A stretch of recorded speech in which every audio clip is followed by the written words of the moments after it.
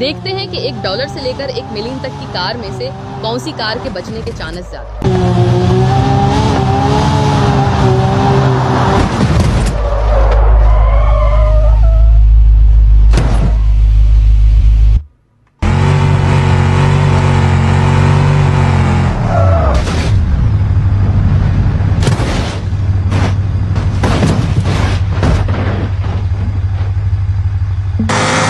इस वीडियो को देखने से पहले जो अपने मम्मी पापा से प्यार करते हैं वो वीडियो लाइक करें और चैनल को सब्सक्राइब करें।